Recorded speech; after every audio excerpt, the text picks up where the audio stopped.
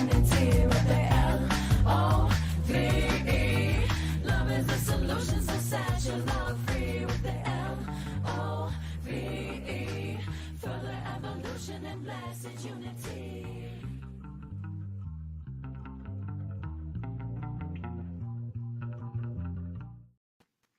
Good morning, everyone. Welcome back to the Self-Love Show. I'm your co-host, Dawn Light, and my beautiful co-host, Trish Wright, is here with us also.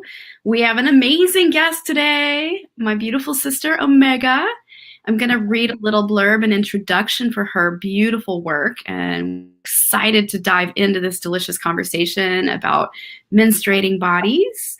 And it's really yummy and juicy and great value today. So this one's for the humans with menstruating bodies and for those wanting to support their friends in their journey of menstruation. Learn how to master your hormones, harness your feminine fitness, and reduce PMS. Who doesn't want that, right? This show will help you understand how your hormones change from week to week so that you can take advantage of your cyclical nature. We will be talking about how to intuitively track the cycle, work out for the different phases, and eat according to your cycle. We will also be talking about the different types of PMS and how to start addressing them in a holistic and natural way. Omega is an exercise scientist, menstrual cycle educator, and founder of the Fitness Flow method. She's a former bikini competitor who took third at nationals in 2009 and shortly thereafter was diagnosed with hypothyroid syndrome. Omega is no stranger to health issues, and she has conquered PCOS, adrenal fatigue, hypothyroid, and anemia. In her healing journey, she even gained 30 pounds in 3 months, and it was through the lens of the menstrual cycle that she was able to take her healing one step further. She now teaches other menstruating people how to master their hormones, reduce PMS, and get fit using the Fitness Flow method. Isn't that incredible? Welcome, Omega. Thank you so much for having me, Dawn and Trish. Woo! Yes. I'm happy to be here with you. Love the to journey. start Go ahead.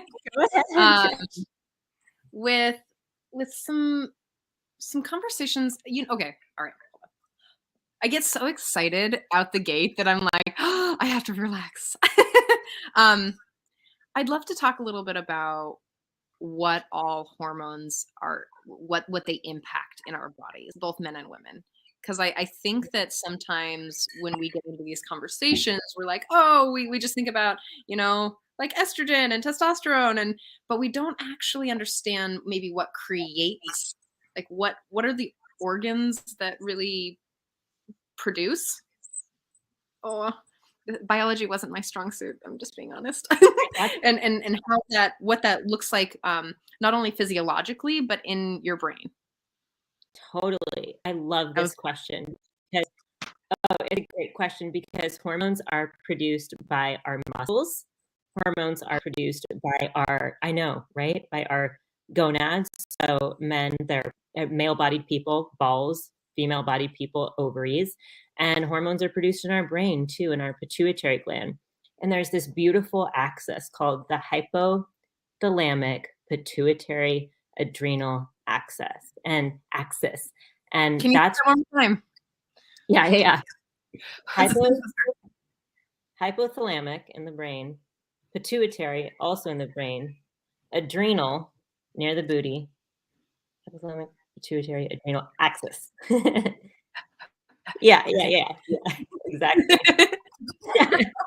Great. Yeah, hormones are produced all over the place, really. And we have more than, I guess, 3,000 hormones produced every day. So I know it's wild, right? And so we are a product of our hormones, of what our hormones are doing. So hormones are produced in a lot of places, and we can produce more testosterone the more we work out, right?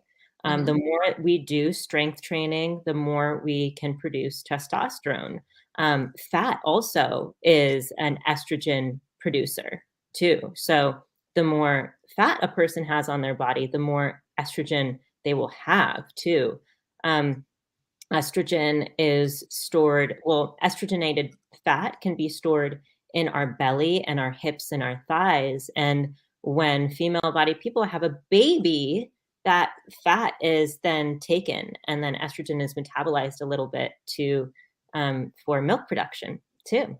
So yeah, our bodies are So amazing. They I really just- are. So you're saying that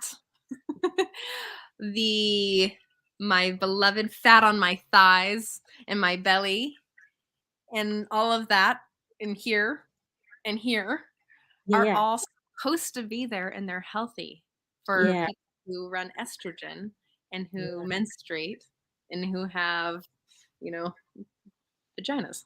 Yeah, totally. Is that sign language for vaginas? No, that's just me like trying to like that was my brain thinking about like so the finger touchy thing, like that's my brain trying to figure out how to be polite in public. Like, oh God, can I actually say this word? Yes. Thanks for calling that because I think that so we live in a society that supports and it is really specifically okay, I'll just say what I want to say. I know that we live in a society that really projects youth and prepubescent bodies as the type of body that we're all striving for. And I also think that's a terribly harmful narrative to project out. So these hairless, thin, super thin bodies, that's all prepubescence. I get really upset about this particular body style because I'm like, hey, why are we attracted to that? That's called pedophilia. Anyway, I'm just really going for it today. Sorry, Don. Great. And so that what that does is that it makes people who have estrogen and the stuff that comes with it really shamed of their bodies or work really extra hard for certain things that are really unnatural to what it is to be in a estrogen running badge having body and it works on the other side too. I mean, I'm not saying that like this is only an experience that women are having or people who are look and feel in like my body, that men are also forced into a social construct, a gender social construct in a beauty standard that's not helpful. So the knowing that, fat stores estrogen and that's what our bodies are doing for our benefit makes me go, Yeah. Yeah. Our bodies are powerfully and wonderfully made. And it's an honor to live in a body that has a little extra fat if we're a female body person. Like that's what our body is supposed to have in order to produce life. if you all just came into that conversation, go back about 3 seconds, maybe 15, and listen to that piece again. Your body's normal and natural, and it's beautiful. And it's doing the right It's good to have the juicy parts on your body. The extra little bit of juice is good. Like that's vitality. It means you're vital, right? Because I mean, I see hormones as in my own journey of understanding my hormones, and I've been going to seeing a hormone doctor over the last year because I'm radically at a different. I've had a baby. I'm in my mid 40s, right? I'm 46, and so it's a very different stage of the game now for me, right? I've already but it's happening, right? So I had to go see a hormone doctor just because of I think the stress that had taken place in my life of going through graduate school and my dad dying and all the things that took place. My hormone levels just tanked, and I was like, what the F is going on with my body? And I'm just so thankful because I've been doing a lot of research and understanding, and I was like, wow. So I decided to do bioidentical hormones, and it's been amazing. And I'm back to weight training consistently. And I got my period again or my moon cycle. And like, it's vitality, vitality, literally, no matter what age you are. And the beauty is you can do them at any age, to really support you. Yeah, totally. Bioidentical hormones are something that's I feel like it's poo-pooed upon, but I feel like it's one of those things that can extend our longevity and quality of life, as any gender, really. I was on bioidentical hormones when I had thyroid issues, and it saved my life, saved my energy levels. Exactly. Like I had brain fog, all the symptoms, not being able to sleep. And I was like, fuck this. Like, I don't feel good.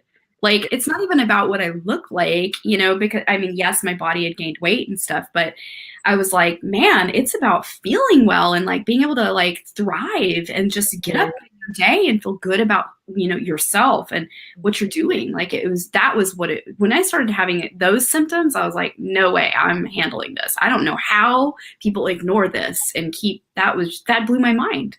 Yeah. Dawn, I don't know if you want to do this, but I'm curious if you wanted to share what the symptoms were, what shifted for you. So for the people who are watching, especially the millennials that are starting to move into this, because I think that this is a really powerful conversation to have.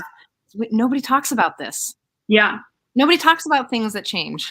Yeah, well, for me, like I always had a consistent moon cycle, like my whole everything. Like I was always like clockwork. You could count on it. Like my body was consistent, and I have more of a Pitta style body type, like muscular and fit. Like I've always been a dancer and a performer, and I always moved a lot, so my body was clockwork for me. I could count on it, and it's just interesting, like after having a baby and all the things, like my body found its way back to that same consistency, which was amazing. And I had a great healthy pregnancy, even at 35, 36 when I got pregnant, like amazing, like carried in full term, big baby, like the whole 9 yards, had him at home, all the things, right? Proud of myself for that. And, you know, the symptoms that really started to arrive, I didn't start to feel any kind of crazy, which I found out from my doctor that it was adrenal fatigue that led me into early perimenopause.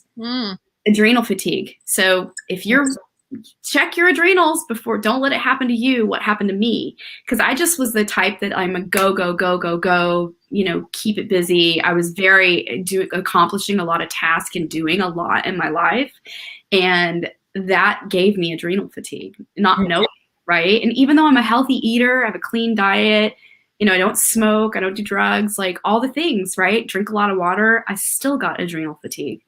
And so, you know, that really affects your thyroid, right? And that affects your whole immune system and everything.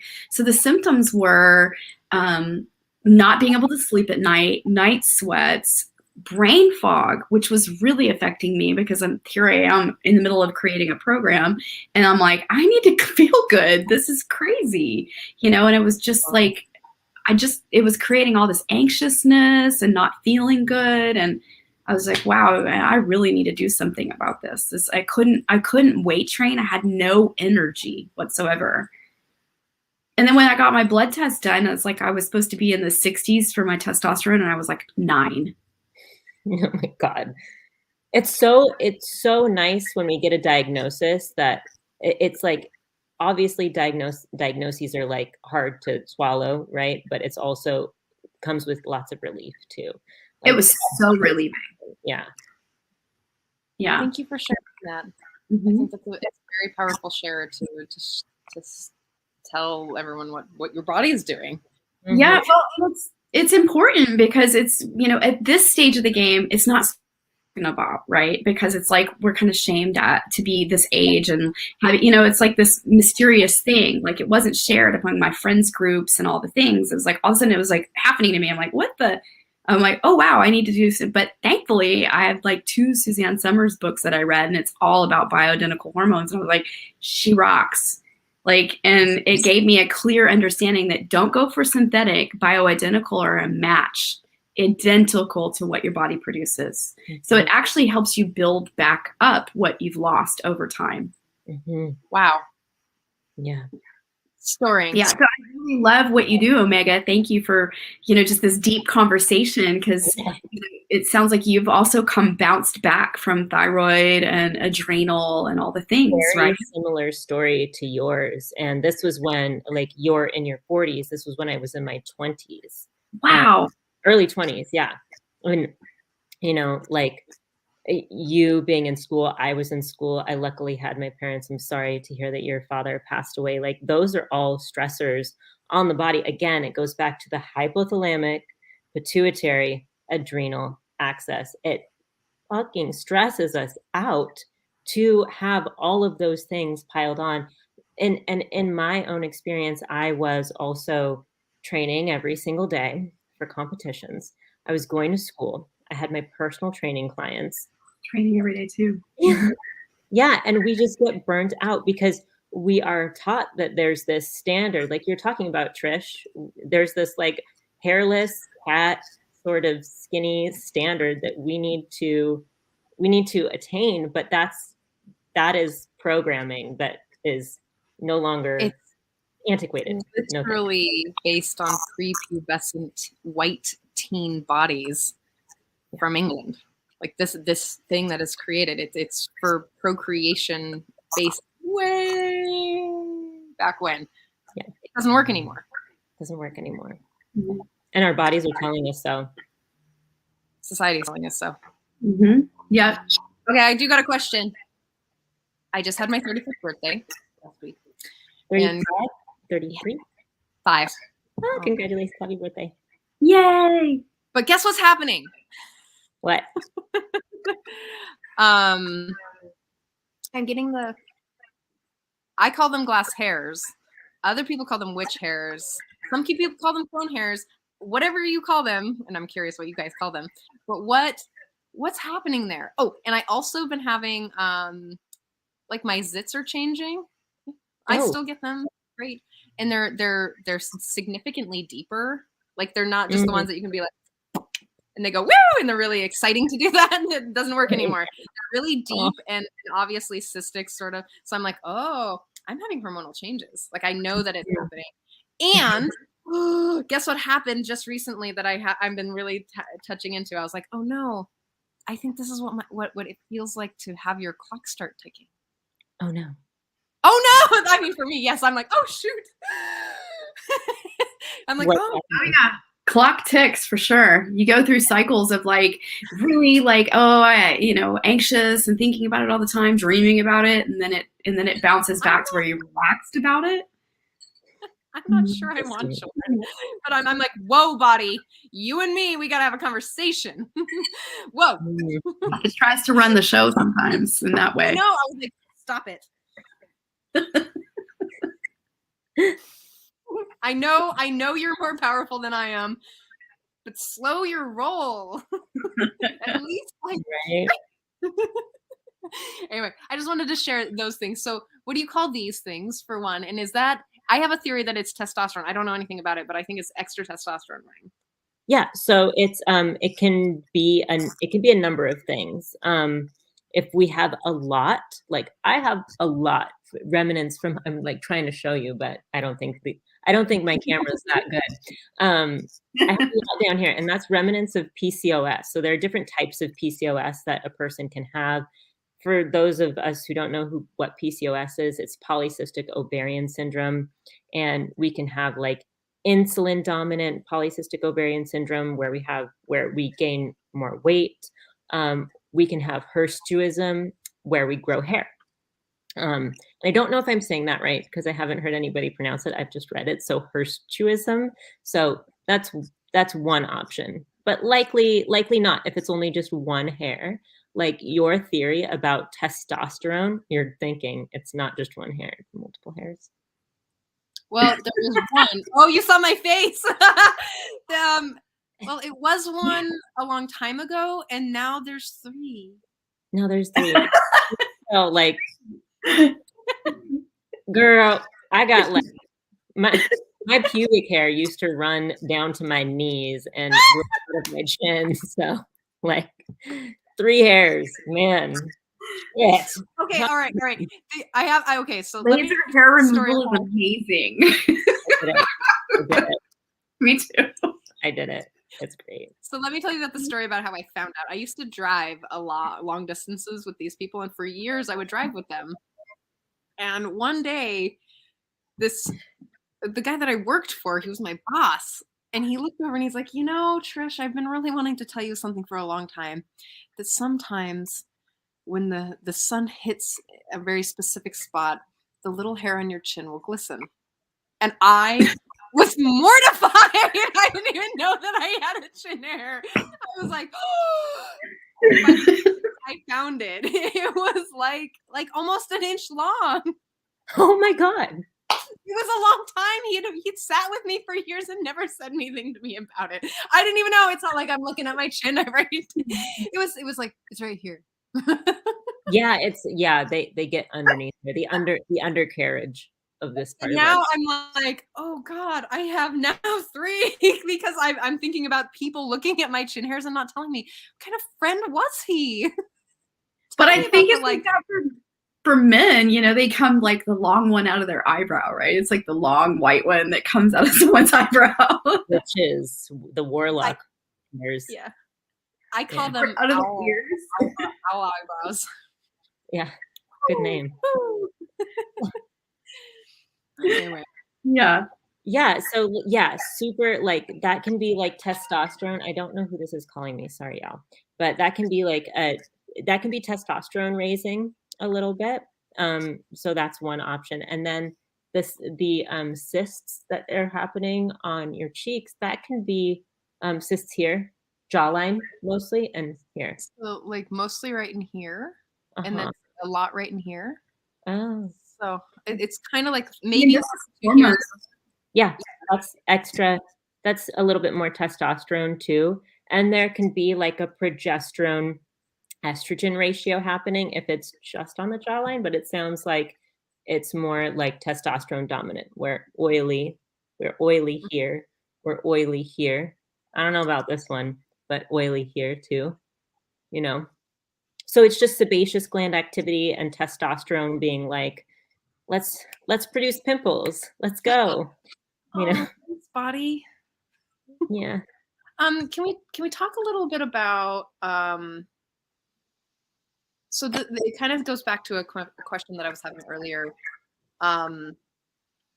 So I have a lot of people in my life who are trans and who are transitioning and taking different hormones. And what I notice, what I've heard in conversations is that it literally, not only does it change the body, like physically it changes the body and how they move in the world, but how they think and how they feel. And we all know the sort of like kind of the trope or the like an annoyance of like, oh, she's menstruating, so she's probably emotional, like that whole thing. But I'd love to hear a little bit more about how hormones or different hormones impact emotions and thought processes.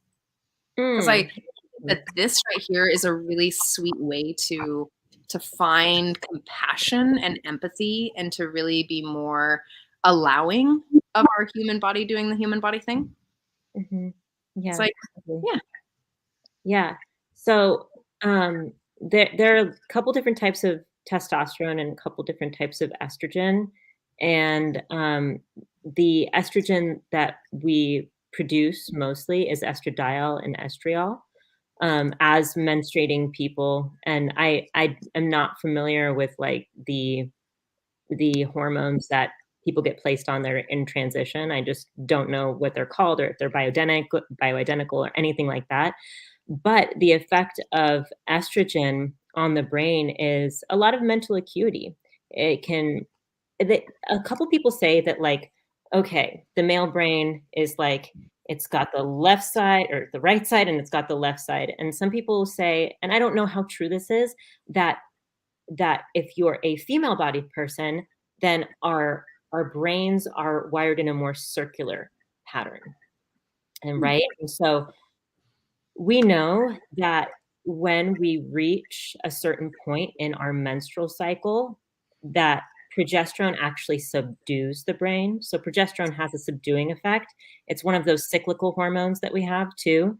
That's why I notice for myself, and I do a lot of education on this, that we aren't as mentally acute in our premenstrual phase because progesterone is coming online.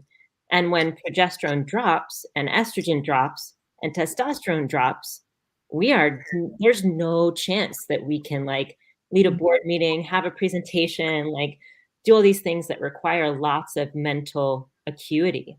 I right now am in my premenstrual phase, but I'm early premenstrual phase. So I knew that I could do this interview because I'm like a day or two before everything starts to drop right now. So what happens after our period, our hormones are lowest. And then after that, when testosterone and estrogen start to rise, testosterone has this effect on the body. It helps us build muscle. Estrogen helps us build muscle too. Estrogen helps us recover muscle, and testosterone helps us synthesize muscle. Helps stitch the muscle together. Amazing. And Amazing. we're amazing. We're amazing. And so like with testosterone can also aid in mental acuity. It can also make us more magnetic too. Estrogen helps clear the skin also. So if we're having acne and stuff like that, that can point to like, maybe estrogen needs some support, you know? And let's see, what else? Like estrogen also can help us find words easier. Like if we're in I know we're talking about people in transition, but like to put it in a box that my mind can talk about and can think about, like if we're in our ovulatory phase and have that peak of testosterone and estrogen, we actually have more magnetic power, right? Testosterone gives us this bravado, right? And estrogen does that as well, but in this wonderful balance of the feminine and masculine. So, yeah. I was having a conversation with just like a sweet last night about their hormones. They're trans women, and they've got consistent progesterone at night and estrogen in the morning. And I was like, I don't really understand what that means at all. Because again, I have I'm all over the board. I'm like, oh, here we go. Woo! Yeah. You know, maybe it's not exactly like that, but close. Yeah. So I was like, oh, what does it mean to have consistent progesterone in the evening? And that's cool. I think that's correct.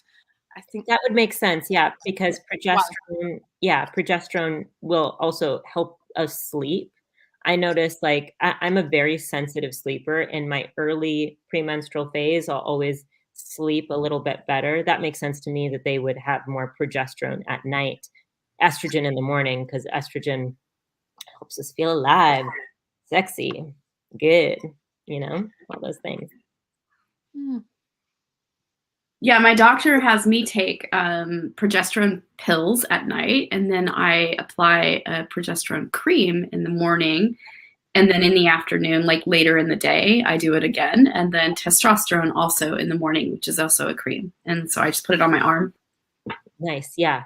Yeah, I was on progesterone cream for a while. Do you do the wild yam? Is it wild yam? I tried that stuff before, but I just follow the regime she had me on because like I just really wanted to make sure that I handle everything. But I think when I was experimenting before I found her, I tried all kinds of things, you know. Do you like the wild yam? I think it's great. And then, if you're doing like a series of bioidentical things, like I was just curious if that's something that your doctor used. But I think, yes, wild yam is great if you are like, I'd say if you're a little bit younger too. And if you're like, oh, like I need a progesterone boost because I'm having cervical mucus in my premenstrual phase. I'm a little bit moody, a little anxiety. I think it's pretty good. But, in your case, like, follow the recipe. Yeah, exactly. Yeah. Important. So for everyone watching, I hope that you're seeing how much your hormones are really affecting your energy and your emotions and the people and how that really impacts. Like, I mean, and as you can kind of hear is that there's male bodies and female bodies also have rhythms in your day and in your life, and what that can really impact. So if you're having that low energy, and if you're having some symptoms that might not make sense to you, like, go talk to someone like Omega or your doctor and get your hormones checked, because it's especially if you're aging, right? Yeah. Speaking of aging, I have so many questions um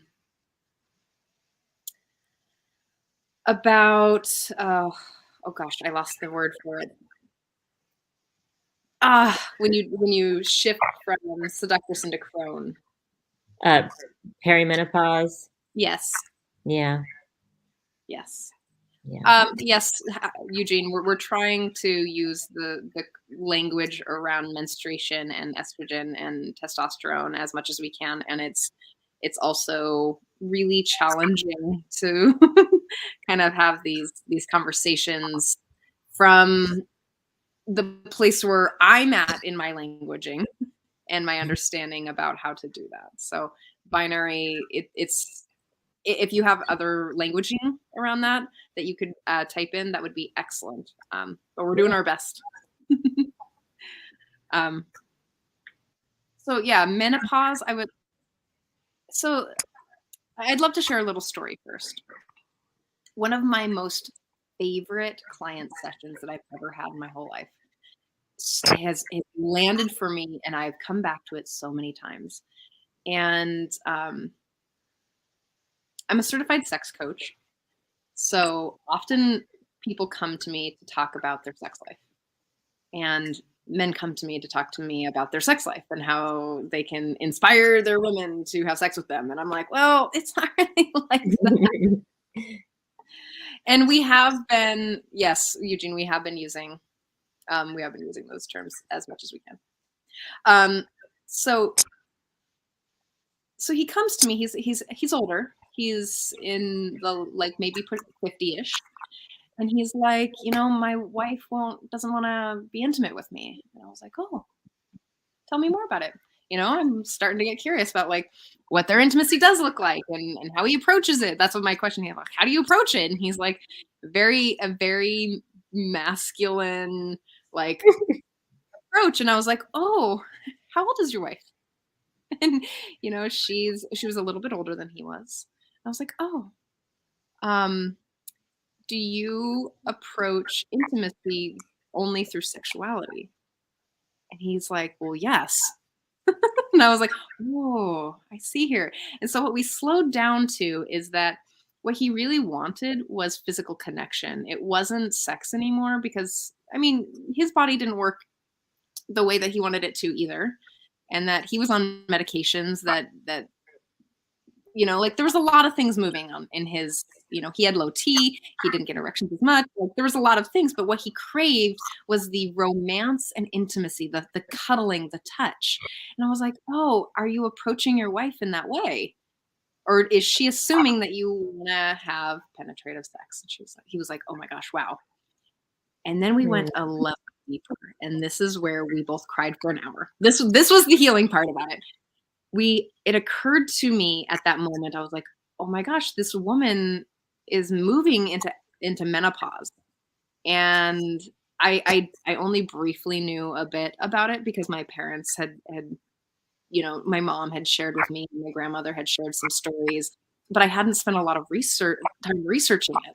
And it wasn't a heavy topic in my sex coaching practice, but I was like, oh, I know that the desire lessens because estrogen and testosterone lessen as well. And I shared with him some of the things that my grandmother and my mother had shared and the things that I had read. And he looked at me and he was like, oh. And he started crying. And I started crying. And we mourned her sexuality and their sexuality and his, vitality. We mourned the menopause. And it was one of the most beautiful sessions of my life. I was like, wow. And I was traveling back to the Salt Lake City then. That's where I met him. And I went back 6 months later, and he he created a session. He was like, I want to see you again. And he only wanted to tell me, like, this is the whole session. Thank you for that session with me. It changed our sex life and our romance, and we are having the most amazing time in our life. Like, we are so intimate and romantic, and it's no longer about this thing that's not supporting either of us. Like, we are so deeply connected now. Thank you. And I was like, wow. And then he was like, oh, you want to work? Like, no, I just wanted to say that bye. Like, Wow. this is the most amazing time. So let's talk a little bit about, I know that was a long story. Thank you for bearing with me. Beautiful story. Let's talk a little bit about supporting people who are going through menopause, or and what that looks like, and what how that impacts desire. Like, just overview it for us. Yeah. So the three important hormones, again, are estrogen, progesterone, and testosterone that play this role, right? So first person to leave the party is estrogen. Estrogen leaves, and we start noticing that our body is changing, right? The perimenopause journey is all of those decreasing just a little bit. The volume is being turned down just a little bit, right? So estrogen leaves the party first, and that's when female-bodied people can experience vaginal dryness. And that is no fun to have sex with, right? And we have all of these lubes that are marketed to us as, as we start to age, and in our menstrual years too, to address this dryness. But when we talk about dryness, we have to talk about turn on too. So if we don't have estrogen, it's harder to be turned on, right? If there's no estrogen and testosterone, again, the volume's being turned down on testosterone. So that gets hard. Then we have progesterone. So our friend, our hormone that used to give us this nice, like, subdued feeling, nice relaxed feeling, is no longer Present. It's no longer present. Yeah. It is waving goodbye to us forever. And that's when bioidenticals become extremely supportive. And then testosterone actually hangs around. That's the one that hangs around. And so everybody has this kind of 24-hour cycle with testosterone. Testosterone will peak twice in the day, whether you're female-bodied or male-bodied. Testosterone does peak in the day. And then for people who are transitioning, they have a totally different regime, doctor's orders, whatever. So testosterone stays around, but if it's just testosterone and not estrogen or progesterone, we don't really feel that great. And that's where, like, Dawn's story of taking bioidenticals is, like, it's so important. And I think all of us should consider that. And when we talk about food and exercise, when it comes to our perimenopausal journey, that looks different too. Like, it does. Can you share, Dawn, what it looks like for you from a first person perspective? I was really like, to lose the baby weight, I went into this place of, I did a lot of cardio. So I started doing cardio, and that really got me into the cycle of weight training. And I was, like, notorious for, like, long, I hike the treadmill, and I loved it because I always put, like, positive things in my ears, and I just paired the two as leveling up my mind and my body at the same time. And I got really fit, because then I started transitioning from doing that. I would do that, and then I started weight training on top of it. And then I was really physical job where I was moving all the time and, like, moving around and very busy. And so I was super fit. I lost all the baby weight and, like, got in the best shape of my life in my 40s and was, like, really, really fit. But it was coupled with the, traveling to 3 cities all consistently, and, like, going to LA for, school, and just the hecticness of living and what I was going through, that my adrenal fatigue, right? So, but now that the and I don't even know if I guess I am, but my period's back, so I have no idea, like, I have no idea. surrender. I had like mourned it. I had mourned I literally grieved. I grieved that my cycle was gone. I literally was in surrendered, like, great, I guess it's gone. Like, and then it came back and I was like, oh, I made a tincture out of it so I could use it for like ritual and stuff. I was like, yeah, keeping this one, it's sacred. Like, yeah. Anyway, for those that do that, like, I just, I've made it with vodka, so it's like stable and not gross, and like, and that way if I ever want to, put it on anything special or, use it in that way.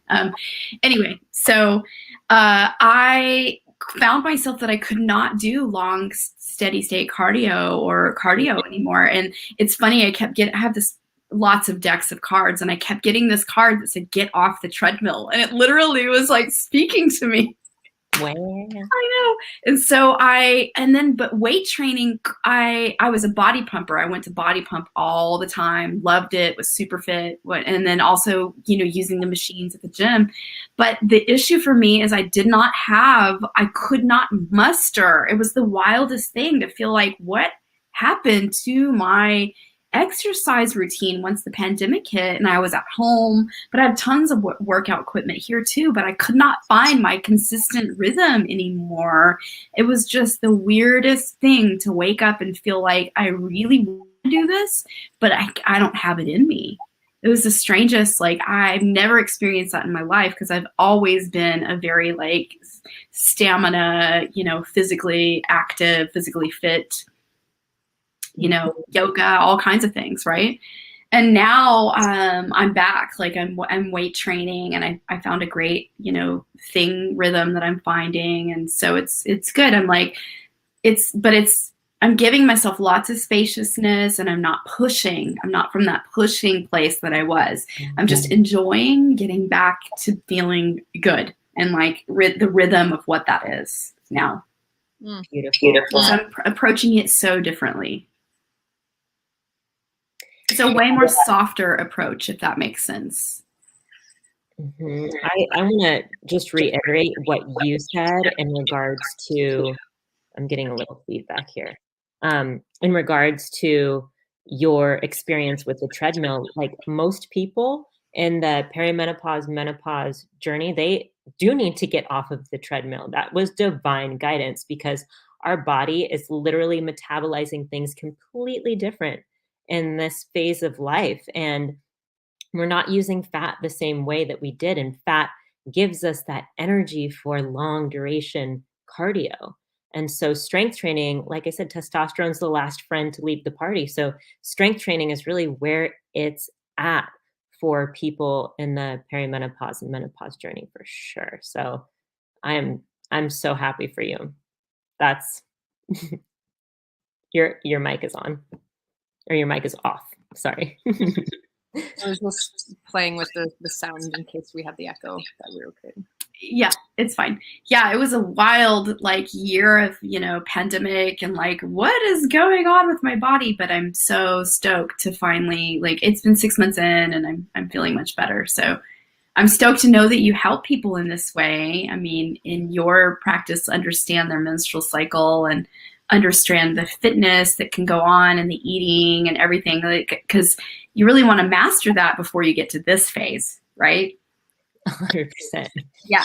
That way you lean into that phase with like as much stamina and great body, health that can go on for a woman. So if you're before the perimenopause phase, like really lean into loving up your menstrual cycle and understanding your body the best. That's my suggestion to that age group, so that you can really step into this with as much grace, right? Because take it from me, check your hormones and, check out your adrenals, because it sucks to go into it with adrenal fatigue. It took me there faster.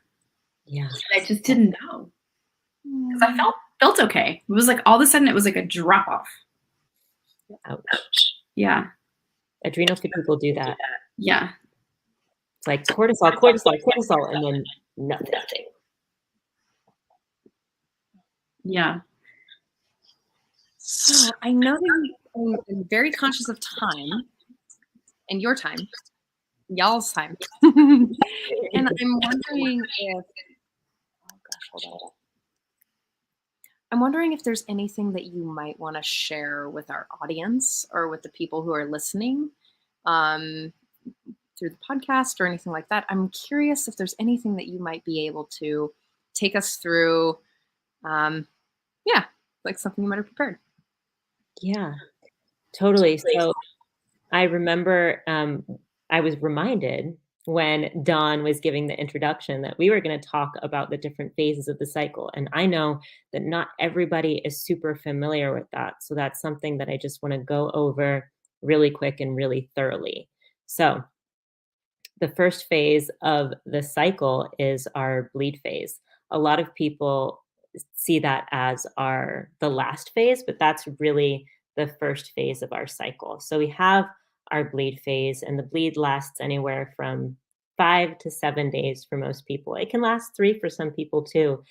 And it's important to know that there's like no right way or no right. There's no right when it comes to your menstrual cycle. There's just as you are. So we have our bleed phase, and then the second phase is our follicular phase, and that's when our follicles start to mature, and one follicle is chosen to be a viable egg.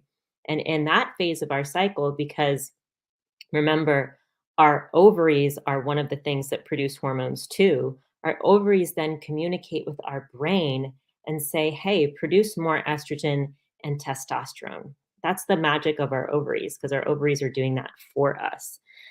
And then from there, and that can last like anywhere from 3 to 6 days. And then we have our ovulatory phase.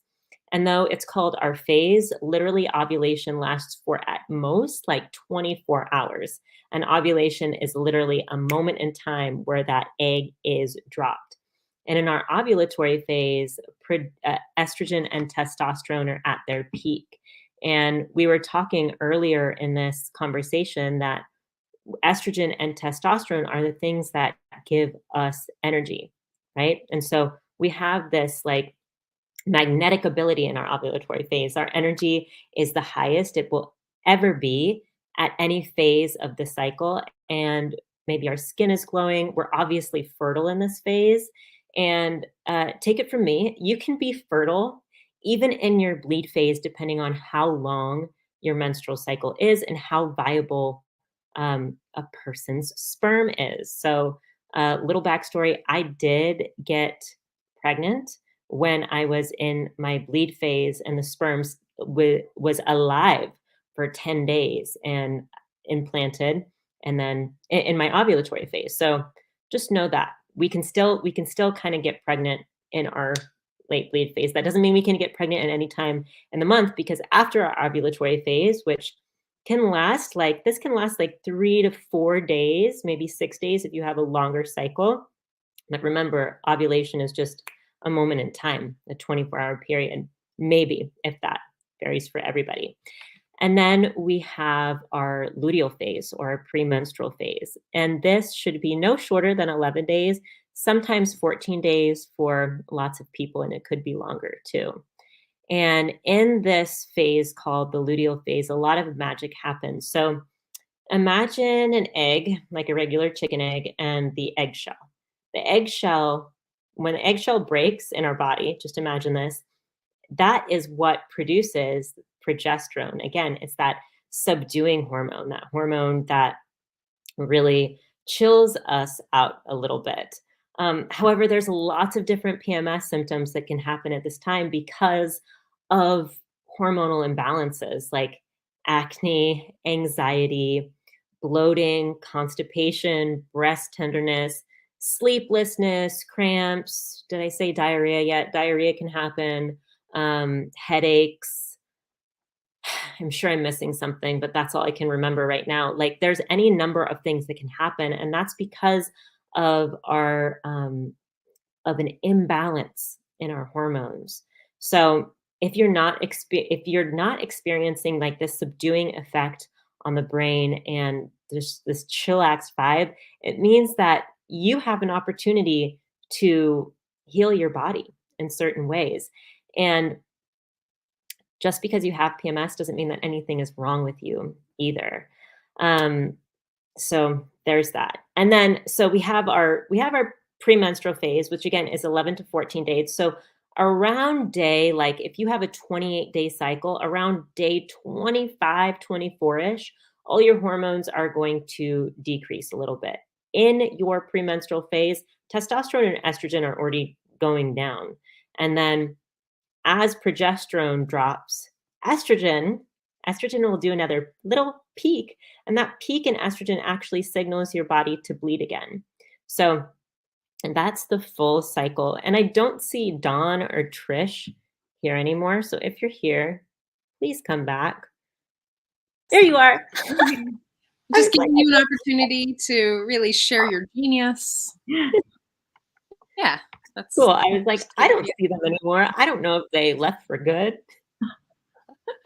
No, we're here. Yes. Such there's good anything, information. and for all of you people who don't menstruate, I hope that was also really good information for you to get more clarity about what estrogen running bodies look like. And for all of the people that, I'm sorry to interrupt you, Trish, this is a common question that I get from men or people in transition of how can I like tap into the magic of the cycle? And I always say, look at the moon. We're 60+% water, and the moon moves us. We just had this beautiful full moon in Aries, a great time to tap into our desires. And when we look at the moon, if we're a cyclical person or a non-cyclical person, we have an opportunity to tap into this larger consciousness and really live our life by this. So like this full moon energy is akin to that ovulatory phase of like, go out and get them. Right now the moon is waning. So that's akin to our luteal or premenstrual phase. The new moon is like our bleed phase or our going within phase. And then as the moon starts to build again, that's the follicular phase. That's the time to like really put the intentions out there and start the work.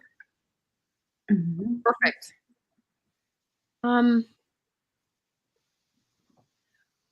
I'd love to sort of hear a little bit about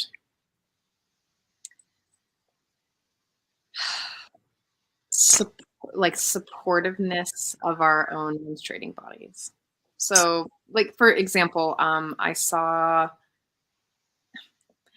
went vegan once for a long time, and I started losing taste buds, and I ended up seeing a Ayurvedic practitioner because the Western medicine thought that I was having like a flesh-eating mouth disease, and I started taking antibiotics. It was crazy. Anyway, it wasn't helping, and what it was is a B12 deficiency. Random side story, not actually tied to this theme, but what she said to me was really powerful. She said, "You need to not work on the first day of your moon cycle. When you're bleeding, work on the 4th day of your moon cycle first. So when you start bleeding, if you can structure around that to literally just really support your body, get the iron that you need, because like there's things that your personal body needs.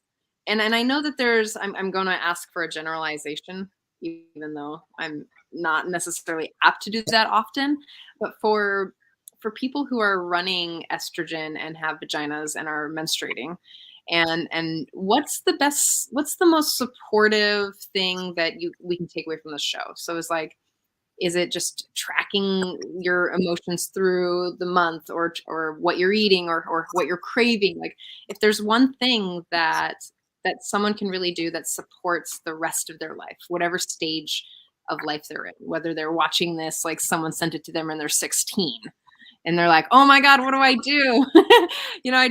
Or maybe they're 10 and they just started their moon cycle and they're like, I don't know anything about it. Or their mom or their dad is like, whoa, I just learned so much about, like, what is the things that we can do? Maybe one for menstruators and one for non-menstruating bodies. Non-menstruating, Like, oh no, there's other words that I'm sure that I shouldn't say. non-menstruating bodies. Yeah, totally. Yeah. So regardless of if you menstruate or if you don't menstruate, track how you feel. Our society has totally cut us off from our bodies, and it, like the industrial era, like work, work, work. You are supposed to produce, like you are supposed to be on all the time. That's not the case. We are, like, whether or not we menstruate, we all are cyclical beings. We go through different phases of life, right?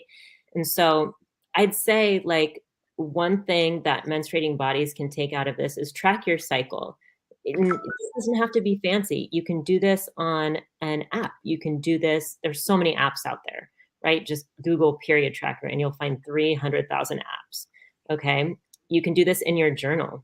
I have what's called the cycles journal, which is set up with the moon phases too. So that makes it really fun. I have identified like which moon I bleed on. So that's really cool, to tap into like the universal consciousness in my own body, right?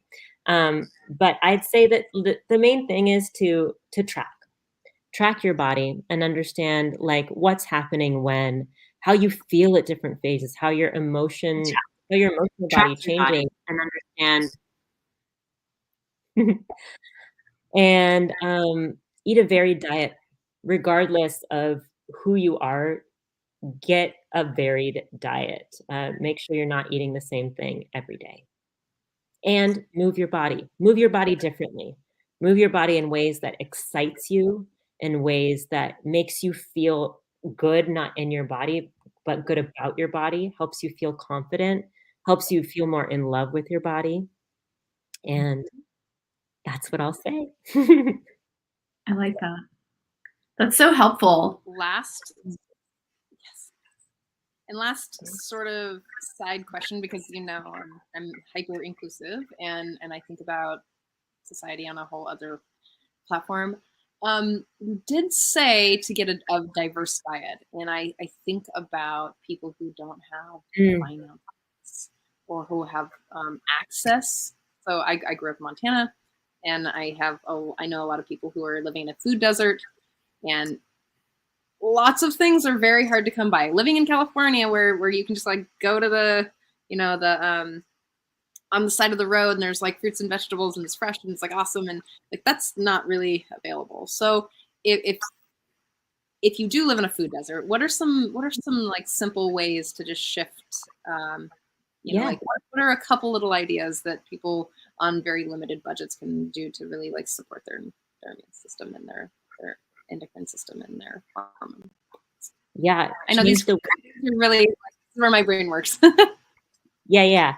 Change the way you prepare your food. So regardless of who you are or where you live, changing the way you prepare your food can be very nourishing for the microbiome. So steamed vegetables offer more fiber. Raw vegetables offer more phytonutrients. Cooked vegetables are easier to digest, whether they are roasted or steamed. Changing the way that we prepare our food can be very beneficial. That's great advice. And wouldn't you say it's also seasonal? Like you go with the seasons with that? Like right now we're kind of we're in the United States, we're literally leaning into like fall, winter season. So it's more stews, soups, like warmer, brothier kind of foods, right? And then as we get back around to spring, that's more like cold smoothies, and summer is like refreshing. Like I kind of that's how I manage my diet, is following the seasons and what's seasonal to eat during those times. Myself, like that's what I do. Yeah, me too. I am not like a lot of people will say like, yeah, eat cooling foods in your ovulatory phase. Like, it's raining outside right now. I'm not going to make a smoothie. There's no chance. Omega, thank you so much for your expertise and your time and your energy and your deep love and compassion for human bodies.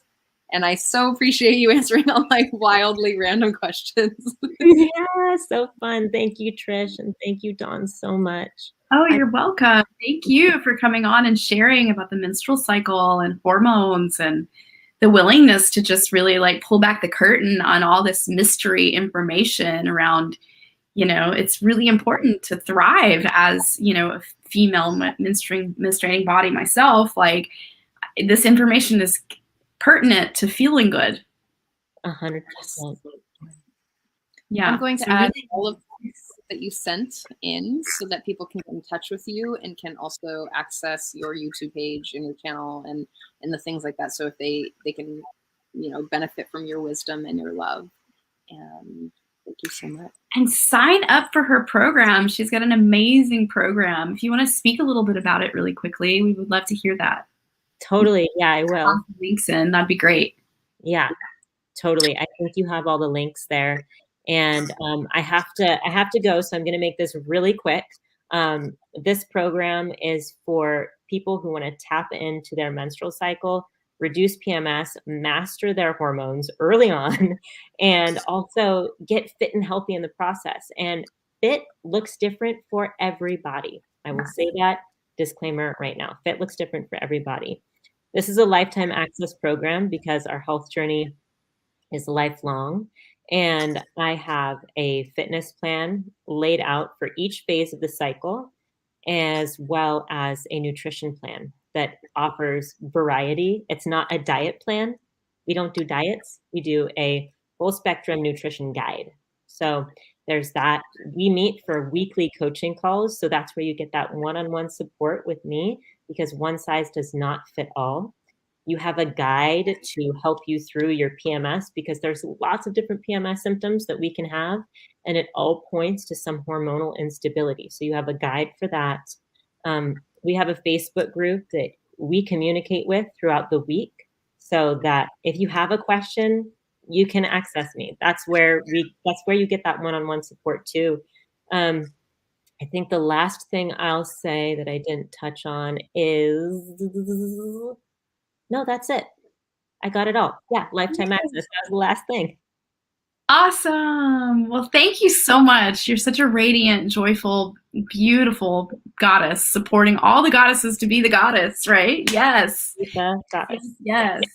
Appreciate you so much. What a wealth of wisdom, and what a blessing you've been on this amazing journey to cultivate this and step fully in. Like, so beautiful to see. Thank you so much, Dawn. It was such a pleasure. Yay. Thank you. Have an Bye, amazing beauties. day. Good luck with your call. Thank you. If you want to jump off, we can wrap up the rest of the show. If you feel like you need to go for it. Okay, I'm leaving. Signing off. Bye, honey. Yay. Thank you to our viewers for today and those that are tuning in. I just want to add, we really want to invite you to go check out our YouTube channel and subscribe, and share out the YouTube with all your loved ones, because there's tons. We have so many great videos on there, so many varied shows. Self-love looks radically big in all the ways, right? So lots of topics on self-love, and it's such a joy to share this out weekly. You want to add anything, Trish? Oh, you're working on the background. Okay. So I am adding stuff, but I'm just yes. Go ahead, take it away. Thank you everybody for tuning in and watching about Omega's delicious program today and all her beautiful information. And for those that are curious, I have a group called Reclaim Your Trust. And, please come join it. We are so excited to have you in it. It's for, female women that are interested in really flushing out the potential issues in their long-term relationship and really get back to the heart of trust, so that they can bring back that kindle that spark of, beautiful sacred love in their relationship, and reclaim the place inside where they felt like they've lost trust for themselves or life through whatever has occurred in your life. So this is a great place to do so. It's a free Facebook group, and we're growing and expanding weekly. So super excited to have you jump in. And for the group of people, I know that we're working on you men. We're working on male body, testosterone running humans. We're working on you. But for the people who are single, gender doesn't matter or whatever, people who are single and wanting to move into more security, I'm going to drop in the single, sovereign, secure group just so that you can build more community as well. And we have some things coming up soon that I'd really love to invite you to. So if you want to join there, please do that too. Again, thank you so much for showing up for you. And we'll catch you next week. Yes. Have a wonderful week, everybody. Thank you again for tuning in. Bye.